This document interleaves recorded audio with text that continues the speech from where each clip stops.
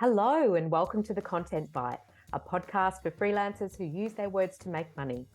I'm Rachel Smith, a freelance journalist, copywriter, and content producer. I'm also the founder of Rachel's List, a jobs board and community for Australian writers and other creatives. And I'm Lynne Testoni. I'm a journalist and content writer as well. Rachel and I are your weekly co-hosts, and every week we bring you all kinds of tips, tricks, and some fabulous guests to help you make the most of your freelance business.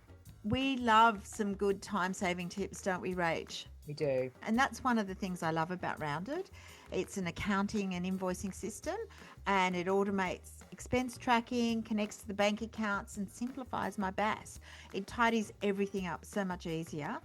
And I think it helps you focus on the billable work by freeing up time. Absolutely. I think the day that I moved from spreadsheets to Rounded was just like a huge game changer. I just used to spend hours on invoicing, expense tracking, the shoebox of receipts. Yeah, I think we've all done that.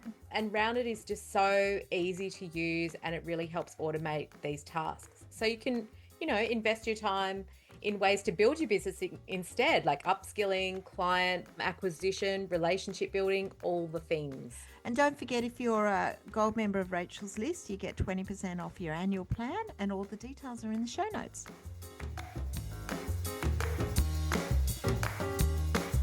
Hi, Lynne. It's great to be back on the pod with another amazing guest this week. We're talking to book publisher and industry expert Juliet Rogers, aren't we? I think that'll be really inspiring for our listeners, because we all think we have a book in us. Well, I think I have. I sometimes think I had a book in me, then I wrote it, and now I don't have any more books. You're done, are you? Yeah. Maybe. And I think it's a good question for our guest anyway, Juliet, because Juliet has had a legendary career in publishing, and I know she's got lots of knowledge and some good stories to share. So why don't you do the intro? Yes, love to. So Juliet Rogers has spent her career in the book industry, working across every sector, including bookselling, publishing, and author advocacy. She was managing director of Random House in both New Zealand and Australia, followed by 10 years as CEO of Murdoch Books. And she then set up her own small publishing and consultancy business, the Wild Colonial Company, before taking up the reins as CEO of the Australian Society of Authors from 2016 to 2020. Juliet has also held the roles of Chair of Booksellers New Zealand, President of the Australian Publishers Association, and she was the inaugural Chair of the industry's charity, the Indigenous Literacy Foundation. She's recently moved to a consulting role after being Managing Director and Publisher at Echo Publishing. Welcome, Juliet. That sounds like a lot. Welcome. Possibly more to do with how old I am. But lovely speaking. We won't go there. No. Wow, you've had such a long career. Sorry, my voice is not great today. In publishing. So you must have seen some amazing changes over that time. So tell us a little bit about some of the big things you've seen. Yes, look, it's always interesting to talk about change, because there have been some big changes, but it feels sometimes slightly same, but different. I guess when you look back on publishing in Australia, in its current form, it's actually relatively new. I mean, they were publishing in the late 1800s but in the form that we know it, it's more sort of 60s, 70s, before the publishers, the big guys, were coming in and setting up proper publishing houses. So I was sort of at the tail end of that. They'd got underway then by the late 80s. And really, I guess that the big things from then have been digital and the ebooks, which of course, was going to be the death of print. I think more recently audio, because that, back in around the 2000s, trying to sell an audio book was impossible. Now they're becoming more and more significant every year. And I think the final one really linked to the digital books is social media and self-publishing. Yeah, which, so interesting. Self-publishing was very much a very tiny part of publishing up until then, and more for just vanity publishing if you had a lot of money and nobody wanted your book. That's changed dramatically. So it's certainly been upheaval, but somehow the the print book continues to survive. It does, doesn't it?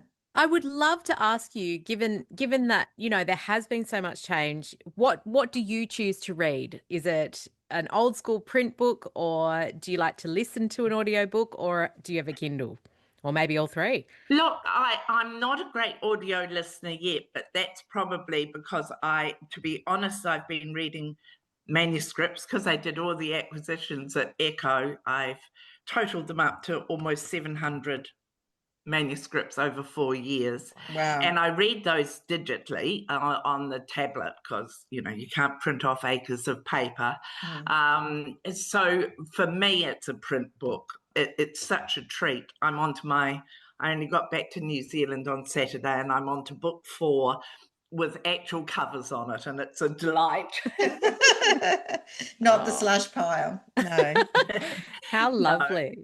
Well, we talked a little bit offline about some of your big publishing successes, but tell us on the record, what are the greatest stories that you've got? Oh, look, there's so many when you look back because Random House, of course, we had some of the biggest authors of the day, so people like John Grisham. But thinking more about the ones that are actually hands-on, I guess it was good looking back to see how much passion and the feeling of the team can create these successes. Because Memoirs of a Geisha came to us as just a proof copy. You might like to read this, we're doing something with it. And of course, that turned into one of the great phenomena of all time. Salman Rushdie was a real success for us, but a notable adventure, really, because he came to New Zealand and toured for 3 days. So we had him there when the fatwa was still very much under playing out. Getting him there was the most enormous challenge, I have to say. His security in London couldn't actually work out the time difference. So Raab, his chief security officer, would ring me at 3 a.m. quite regularly with an update. And Salman was on his way from Australia, and there was an announcement that the airline he was flying on had folded. And we had to work out how to get him there because the main airlines wouldn't fly him. We had to drive him around the country and he was there with his security detail the entire time. So that was an adventure, and the book sold. I think something like the Blue Day book, which was Bradley Trevor Grieve, that was the first of those books, and what people don't quite understand, it is actually a narration. It's not just pictures of cute animals with little captions. And when I left Random House, that had got to more than 600,000 copies in Australia. So that was a big highlight. And actually BTG and I've remained in touch, and he is now on the Echo list, I'm delighted to say, with a new book coming in another year. And then for Echo, you couldn't possibly go past Heather Morris. She is the author of Tattooist of Auschwitz and a number of other books, 2 of which are linked. Heather's a Kiwi and now lives in Australia and has done for many years. As I was saying before, she started writing books at 63, so there is great hope for us all. And it's now sold 19 million copies worldwide. It has been an absolute phenomenon. Yeah. Fabulous. So amazing. Gosh, I love that. I love hearing about older authors who, gotten success later in life. Yeah. So hi, Rachel. Yes. Yeah. Well, Bonnie Garmus, I heard speak at the Sydney Writers' Festival, Lessons in Chemistry, and she sort of did, later after having a really successful career in advertising, and just one day the boys' club just pissed her off so much that she just sat down there. Instead of doing her work, she wrote the first chapter of Lessons in Chemistry, and then that's it. So she's in her 70s too. So it's amazing. I love those stories. That's a great story. I love that story, and the show as well was fabulous. Yes, that was so good. It's a wonderful book. It is. Yeah. Many of our listeners are writers and journalists. In fact, most of them are, and they might be interested in writing a book, whether it's non-fiction or fiction. So where do they start? If they've got sort of an idea or maybe a dusty manuscript, where should they start? Look, I think firstly, obviously, they decide what they're going to write, and it's a truism, but correct nonetheless, that I think people forget the fact that they have to practice, that writing, nobody expects to pick the violin up and knock off a Mozart concerto the next day, but they do think they can pick up a pen because everybody can actually write. It's very different to writing a book. I think it's really important to read in the area that you're going to choose to write in. If you're a crime novelist and you don't read crime, I think the chances of a successful book are very small. I think it's great to have support, writers' groups in particular. If you get a good one, they are remarkably helpful because I think that they are knowledgeable about what they're doing and you've got a bit of a community around you. I think some of the courses can be great, particularly targeted ones. If you're looking at specific areas of self-help nonfiction or memoir, or there are courses that help with that, about the structure, and because every book, regardless, needs that narrative arc. You've got to be able to drive your readers from the beginning through to the middle and through to the end, and you've got to feel satisfied. So although the genre are very different, it's a fundamental principle, and some of those skills are able to be learned. Yeah. Not all, I'd have to say, but Yes. That's such great advice. We had Jenny Valentish on recently, and she does writers groups, I think, on a Sunday for 6 weeks for people who can bring their manuscript or whatever. And I think that those are really popular. But also what you said about reading in your genre reminds me of, we were at the festival on Family Day, and my kid wants to become a comic book author, as so many young little boys want to, and we waited in line for a really long time for him to meet Jeff Kinney. And when we got there, he said, "Can I ask you a question?" And he said, "What should I do to become a comic book author?" And Jeff said, "You should read as widely as you can in the genre that you want to write in. That's the best advice I can give you." So, yeah. Yes, often authors get it wrong and think, or potential writers, and think that they'll be imitative if they read too much in the genre and they want to be fresh and new. Yeah. But there are, particularly in genre and things, there are conventions and strategies that you do need to understand, before you're going to be successful. Amazing. What about agents, though? Do you need an agent? And what can an agent do for you that you can't do for yourself? Yeah, this is always an interesting question. And the easy answer is an agent is wonderful if they're good and no use to you whatsoever if they're not. How do you know? That is the trick. Unfortunately, I do, but that's not something I can say. Look, I think that would be one of the fundamentals, I think, for people is to do their research. I even had a lot of authors at ASA, the Authors Society, coming and saying they'd been offered a deal and then said, "Should I get an agent?" Well, that's slightly, closing the stable door after the horse is well down the road. I think that agents have a real place, and a good agent really does, largely because they can negotiate on your behalf, which a lot of people, particularly somewhat trepidatious first-time authors, feel reluctant. They just feel, great, I've had an offer, I'll just grab it. Yeah. So that is helpful. I think agents are also incredibly helpful for actually sending manuscripts to the right publisher, the publisher who likes that genre or specializes in an area. They've got the relationships, they've got the business nous. So I think that good ones are very helpful, but I don't think that potential writers do enough to research. And really, most agents have all their client lists up on their websites. Talk to people who are represented by them, and really see if they stay in for the long haul, because actually you want your agent when things are going a bit amiss. not just yes. to take their cut of your advance when it comes in. Yeah. So it needs thought, but yes, they can be great, but we are still fortunate in Australia that unrepresented books do still get to publishers, and that's very uncommon internationally. Unless you've been a very, very successful self-published, most authors would be represented by an agent internationally. Yeah.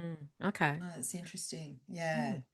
You wrote on the ASA Guide to Getting Published, which came out in 2022. We love that. So from a publishing perspective, how can you get your manuscript further from that slush pile, that pile with all those manuscripts? How do you get them? How does it get to the top? Yeah, look, it is hard. I mean, most publishers are still doing some form of slush pile, be it restricted to a day, a month, or whatever. I think that there are very good courses now on it. It's all in how you pitch it. No publisher wants to read 3 pages of every intricacy of the plot. I think having that real, genuine elevator pitch of the book is hugely important. I think that you really need to think about who your target market is. And it's no help to me if they're women from the age of 18 to 65. That is not going to help us position or market the book. I think also that you really have things like comparison. We're having a few glitches there. But only if they genuinely give you a sense of where the book sits. There's no point in, everybody can say their crime novel is as good as The Dry, and, that's just not going to be the case. Again, it's research. Who is publishing in which areas? Echo's got a very strong crime list, for instance. So, they're a good destination if you're a crime writer. But pitching poetry to a mainstream trade publisher is going to be quite hard unless it's something quite different. So doing the research about the publisher, doing the research about the actual acquisitions publisher within that publisher, because they all specialize. And then it's really basic things like don't get the names wrong. I mean, my name is actually in my email address and people still spell my name wrong, get it wrong. It's not a great start when you're thinking, I've got 150 submissions to read. And so I think it's to keep it really focused. ASA does some great pitching courses. Some of the writers' centres do. And just really think about its place in the market, because why will I read this book? That's great advice. Just to kind of do a bit of a swift, sidestep, we see many writers opting to self-publish these days. What are the pros and cons of doing that, in your opinion? Yes, it has changed significantly since the rise of social media. The fact is that in self-publishing, it's kind of the same, really, profile of sales as it is for traditional publishing. There is a tiny group at the top that sell mega numbers. They're the 50 Shades of Grey that then get picked up by a publisher. But the average self-published book is selling well under 150 copies.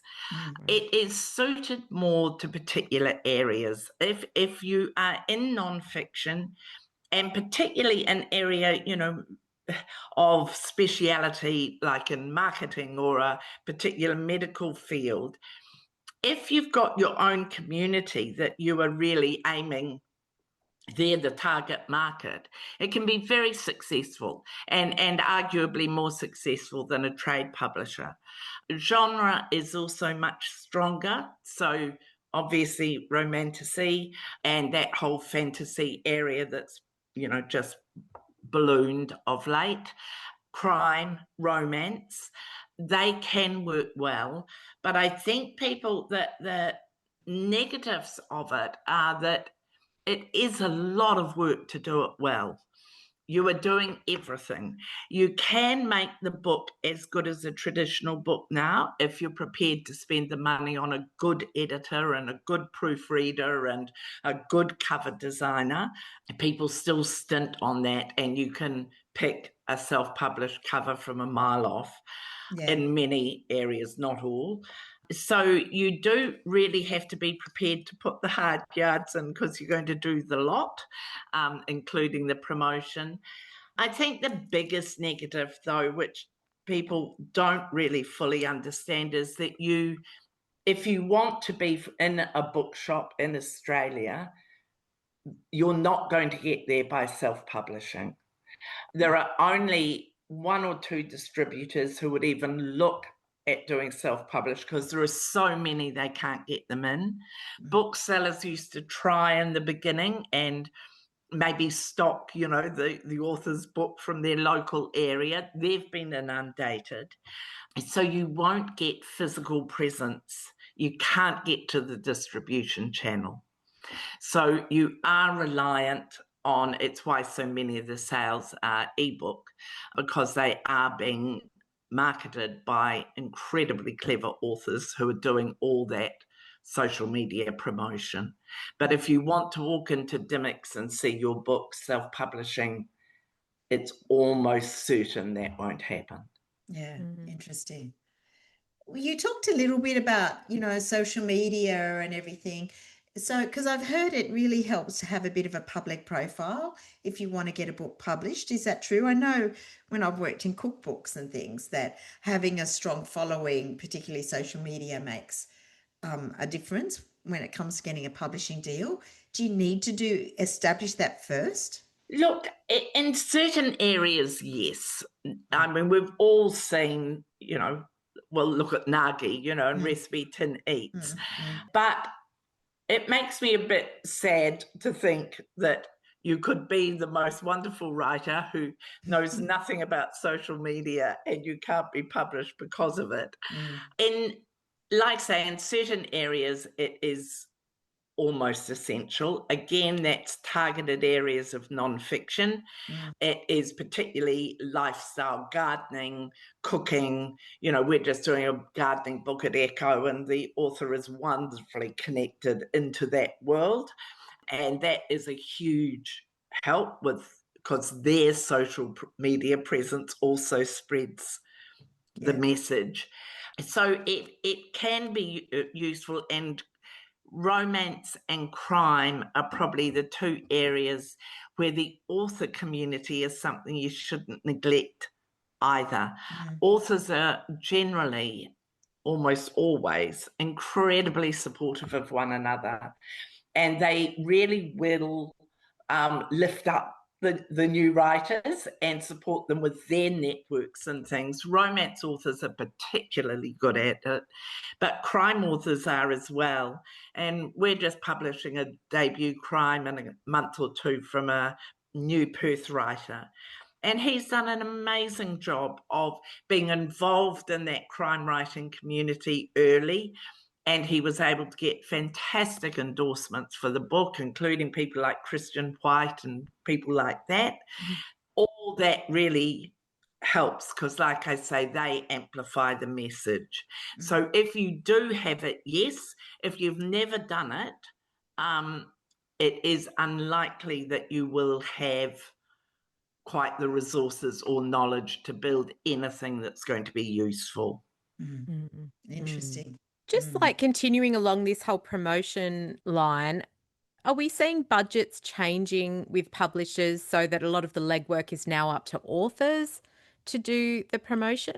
Or is it just dependent on the book and how much money the publisher chucks at it? Look, I think that the budgets probably haven't reduced, but they've concentrated.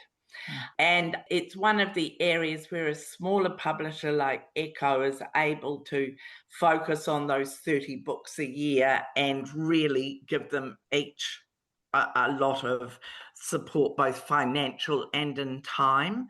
But if you're Penguin Random House or Collins, you're going to be doing, I don't know, 150, 200 books a month.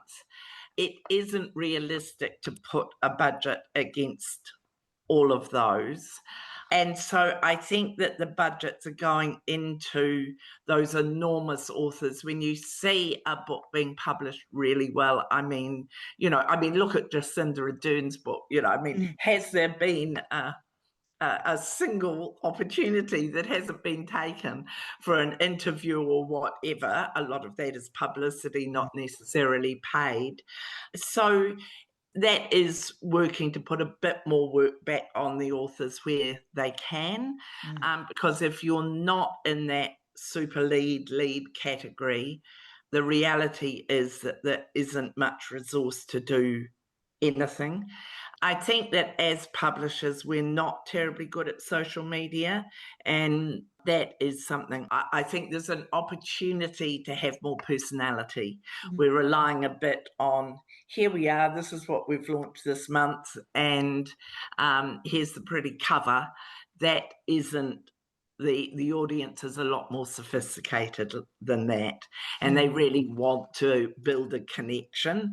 So I think that there's more that we could do in the social media world that would support the promotion a bit more than we do. But festivals, events are still really worthwhile. I mean, when you see the crowds, going upwards on the Waves has just been recently, and that was a hugely successful festival, and events, particularly in regional areas, people really come out. You can get 100 people in a room in a not particularly big area, and those things, it's word of mouth. It's still really important. So for authors that aren't those big authors and the onus is more on them, would your advice be set up your own events, like set up your own book launches, do a little mini tour, even if you're funding it yourself, and that will create the momentum? Look, I think a lot of authors do it very well locally, and ours coordinated all through us. But your local libraries, really getting to know your local bookshop, because the booksellers just work so hard at this stuff and are really supportive. So being willing and not too, it's one thing that Heather, who wrote Tattoos of Auschwitz, she is an absolute trooper, and she will go somewhere, and if there's 25 people in the room, they get Heather at full. Heather, she doesn't compromise, and she is willing to put in the time to build that audience. Somebody like Bryce Courtney famously did it. There can't be a memorial hall in the country that Bryce didn't speak at some time. He wasn't just an overnight success. He worked really, really hard to achieve what he did. Yeah. Are you still surprised by what sells? Like, have you had some books that you thought would be huge and they've flopped, or ones that you didn't think were much and have just taken off? More than I could possibly bore you with. I remember when I first started in publishing as a very young rep at about 21, and they had sold in this enormous, what was to be an enormous mass market paperback called Always. It was a romance with a red heart on the cover.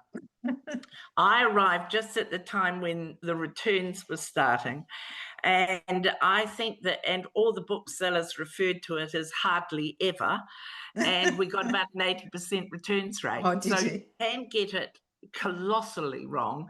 I think it's one of those things that when you buy a book as a publisher, you nobody ever sits down and says, I know, let's buy a dog today, we're not going to buy a successful one. You believe in them so much, and it's heartbreaking when they don't do what you believe they could and should. But it is encouraging for me that things come out of nowhere. Harry Potter, yes, of course, we all know what it is now, but there was a time when nobody would take it, and when it was a cautious first print run, they had confidence in it as a publisher, but they didn't envisage millions. Somebody like Dan Brown, I was at Random House before Da Vinci Code, wasn't my usual impeccable timing, and I reminded all of Dan Brown's titles before that. You couldn't sell Dan Brown for love nor money. And then the Da Vinci Code comes along, which, without being rude, is not completely dissimilar to his earlier books. And that's the one that came from nowhere. But you think of things like Lessons in Chemistry and things, there is room for imaginative new writing that grabs people's attention. So no, you never know. And like I say, it is the eternal heartbreak that a beautiful book sinks beneath the waves, and that's really hard. Well, certainly Bonnie Garmus did say she'd written another book and it had 99 rejections. Oh, gosh. And so you sort of wonder whether that was terrible. And then she wrote Lessons in Chemistry. So there you are, 99.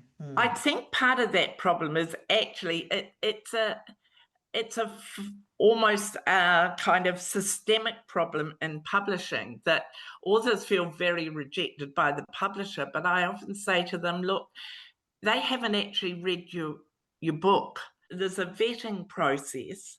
And so it's actually getting through that first funnel. You know, I mean, I did actually read them at Echo, but that isn't, and we didn't get the full. I requested manuscripts when I wanted to read more. So the rejections are awful for authors, but they don't necessarily mean that it was a terrible manuscript. It means that the person reading it that day was obsessed with romantasy and they were not writing that genre. Well, didn't we have Emma Gray on The Last Note from My Lover, or The Last Love Note? Remember, Yes, Lynne? yeah. And she said she kept all her rejections on was it a calendar or something in her kitchen? Yeah.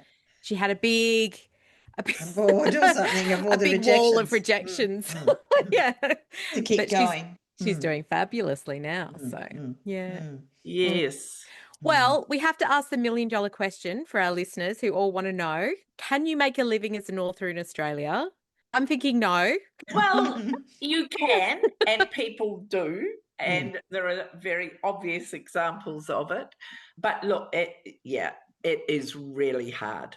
My dad was a publisher in New Zealand, and he used to say that, you know, the best-selling authors for him were himself, because he had put together the New Zealand calorie counter, little pocket book, which he did at home on the kitchen table, and that sold squillions. And the very fortunate man who wrote the basic accountancy book that every single student studying accountancy read. It isn't as bleak as that. And, you know, I mean, New Zealand's famous for Mills and Boon successful authors. They're lurking. And like I say, we have some spectacularly successful and wonderful writers in Australia. But on the whole, it is impossible to forge a career solely on your writing. Again, some non-fiction authors can do that. But if you're not in that top, you know, Chris Hammer, Jane Harper level, you don't earn enough, nowhere near it. And the ASA's average earnings are, you know, I think that's probably 14,000 or something a year. It really is very difficult. Is there a tipping point if you get to a certain number of books where you can sort of drop the supplemental work and move into, you know, making a full living as an author? Is there, does that work? Is there some kind of formula, or is it just? Look, not really. I mean, it helps. I was looking up Stephen King this morning, and I was just, because that was one of the things I meant to say. His book on writing is one of the most respected books. It about is. I've writing read that. Yeah. as an author, and worth people having a look at. He has got, I mean, I just kept scrolling down the screen. I had no idea he'd written so many books, you know. So a lot of it is, if you're going to just write one book, it has to be Tattooist of Auschwitz if you're ever going to make any money out of it. The sweet spot is being able to write books that sell strongly and well, 10,000 plus, and keep on selling because it's backlist sales, that ongoing, this book is still selling, 5 years, 10 years, 20 years later. That's what really delivers the sustainable income. Yeah. And some of the children's authors, if you can get to that spot, that is, just magic, because that generation keeps coming along and you just, a top 10 children's list, 8 out of those 10 will look pretty similar to what they were in the 80s and 90s in classic picture books, for instance, So that's really the trick, to try and build up a whole a portfolio of books that are going to stay in the stores. Interesting. Well, we did have Kate Nunn on quite a while ago, remember? Yeah. And she had started, I think she was on her 6th book, and she said she was now starting to make a decent income by her 6th book. Basically, that was doing quite well, and she'd won a prize, not a huge one, but in America, and that gave her with her 5th book, and that helped with the 6th book. And then people were reading the backlist, and there was they were getting to that point, I think. Yeah. Yes. Well, a lot of these authors that are in the romantasy area, they're republishing older titles that, when they had that breakthrough one, and, and then you get that momentum really building. Yeah. And I certainly know with my son-in-law, Craig Silvey, his Jasper Jones is on the school list in a couple of states. So that means he does, he gets regular income from, particularly it's in WA and New South Wales, I think. But yes, and that gives you a regular income as well. And I'm sure there are a few books that, those classics like kids' books or sort of young adult books that make it onto the schools list. That must make a difference too. It does. And you mentioned prizes and awards. I mean, for something like Deborah Dank's book, We Come With This Place, that we did, I mean, that has won multiple prizes, including 4 Premier's Awards in New South Wales for the first time that's ever been done. That really built very strong ongoing sales and sparks off other things, which is events and I mean, Deb's an academic and, and a wonderful speaker, but there is peripheral income that comes as well. And PLR, ELR, I think a lot of authors forget that there are many children's authors in particular, or backlist authors, who earn more from their lending rights in libraries than they earn in royalties sort of 2 or 3 years after the book's been released. So that is also useful income. So, you can earn a living as a writer, perhaps more difficult to earn it just as an author if you can't supplement. Yes. Yeah, absolutely. Well, Charlotte Wood, when we had her on the podcast, what had changed her life was winning the Stella Award. Yes. The Stella is one of the best at cutting through to sales. Those and the CBC awards, the children's awards, really work as well. They can have a very strong impact on sales. Because a lot of librarians buy off the Children's Book Council awards, don't they? Yes, they do. They do, and it really, it can. Most of those books that will win those category awards and things, they will go straight into reprint. Yeah, fair enough. So talk to us about the actual publishing industry. We often hear a lot about media shrinking, but is the publishing industry similar? Is it hard to get a job in publishing, and has that changed? Look, it's always been difficult, and it still is, unfortunately. I think that there is more that we could do to spread the net more widely, because, diversity stats in publishing are woeful.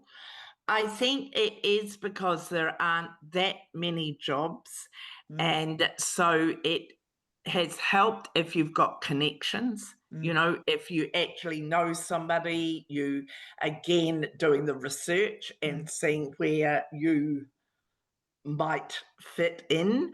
I think that it is also important for people to think about what they really mean by wanting to get into publishing, because almost invariably people are thinking they want to be an editorial. And editorial is wonderful if you're the right person and personality for an editor, which I profoundly am not. I'm a publisher and I can do the big structural, we need to be looking at it this way, but sit me down to edit a book and I'd go mad and the author would go mad. And I've had so many young ones who have real flair in even the purchasing of books, the product area, the sales, the marketing, the publicity. There's actually quite a lot of interesting work in publishing where you're in the world and you're part of the team that's driving the passion for those books that isn't necessarily really focused on the detail work of editing. And I have the utmost respect for editors. It's not that, but there are a lot of people, I think, who are thinking too narrowly about the options. And it's showing interest in the area. You know, go to the festivals, go to volunteer, work in a bookshop, get knowledge of the market, show that you're really keen, because a lot of the time you are actually appointing people and recruiting them on fit and personality. You know, are they really, does being in the book world light their fire? And can they spread, you know, you need to be not too precious. I don't much like the, you know, obsession with everything has to be literary and wonderful. Now, a wonderful, beautifully written literary book is a thing of beauty, but it is about books being the best in whatever category they're doing. And some people, you know, they'll come along for the interview and say they only ever watch SBS and ABC and they never listen to commercial radio and they never listen to a podcast and they never read a mass market magazine. And I think, oh, well, how on earth do you know what people are thinking? We're meant to be, you know, forging trends and in touch with the audience. And if you're only tapping into a very small percentage of that audience, you know, be hungry, really. Yeah. It's interesting what you say as well about, you know, not having this fixed idea of, say, wanting to be a book editor and looking at the other options that may exist in the industry. Because we often see, you know, with a lot of graduate journalists, they only want to be on a certain glossy magazine and that's their dream. And they're not willing to look beyond that or work on a trade magazine to build relationships and kind of do a sideways step. So, yeah. And that's exactly the same thing, Rachel. It is all about connections. And you know, I've obviously employed a lot of people in publishing in my time, and you do come across people, you know, and I always, if somebody says, can I come and have a chat, I always do. And one time did, and a wonderful woman who was part of the Dimmicks buying team, and she asked if she could have a chat. And I went back to the office the next day at Murdoch and said, I know we don't have a job, but she's just amazing. We just need to employ her and we'll work it out from there, which we did. And 20 years later, she's still very happily and successfully in publishing. So making that evident, being interested, but not lobbying every publisher at a party. If they're having a quiet drink, they probably don't want either your manuscript or your job application. Yes. What about using freelancers? Do publishers still, do they just have their stable of book editors that they, you know, strictly use, or can you get in there in some way? That is worth thinking about, because most publishers, the in-house editors will be more project editors, so they will be actually managing the process of the production of the book. The actual editing is almost all freelance, and you can really build that up. Again, if you've got a speciality, we do work with a group of very trusted editors. But, when we get a specific category, we had a different category of book this year, and we sought out a new young editor whom we knew had worked in that area. And we started by asking her if she would do a read of the manuscript and, as a paid assessment. And she did an amazing job of that assessment. So we went on to employ her. She edited the book. So iPad's probably something to look at. You can, that is an area where you can list there. So freelancers, yes, are used, and the good ones get very booked up. So there is a bit of room there. Yeah. Great. And I presume ghostwriters as well, because quite a few of our audience, because a lot of them were journalists or are journalists, they do a bit of ghostwriting, particularly memoirs, biographies, that sort of thing. And it's really actually quite difficult to find ghostwriters because I suppose because they're ghostwriters, but we see what you did there. and I think that it is a skill of being able to get that voice. I mean, I've done a couple of little ones, and I've been a real estate expert in my time, but so if that's something that trained journalists are the best because they are used to interviewing, they're used to distilling a lot of information and research, they're used to actually writing for a specific sort of audience. And we also love journalists because they don't mind being edited. They don't. Some debut authors think that their words were written on the tablets of stone and cannot be changed under any circumstances. Journalists are much more robust than that. They've been ruthlessly subbed, and they are very engaged in the editorial side, which is lovely. Oh, wow. Well, we do love to ask all our guests about their tech tips, the tools of the trade they find useful. So are there any programs or, systems that help you communicate and work with authors? Look, I have to confess now that that's a terrible question for me, Rachel, because I don't. I certainly it is. I mean, things like all the SharePoint and shared files and all this sort of thing are just hugely helpful for us. Most of the authors are still writing in Word, and we're doing track changes and things. AI is the area, of course, that we are starting to use in areas like meeting minutes and things. In fact, thanks to Lynne, we started on that, and things like that are magic. It also, of course, has implications for publishers, about how that is going to work out, not to mention the fact that, of course, a lot of content is built AI that wasn't paid for. Yeah. So that's going to be the big next challenge about how we harness it sensibly to help with some of the very clunky and rather manual processes in production still, but while also being sure that you're not compromising any of the standards. Yeah, absolutely. Oh, wow. Juliet, I could talk to you for hours. In fact, Me I think too. I have before. But so where can people find you and find out more about what you do, or maybe through Echo perhaps, or...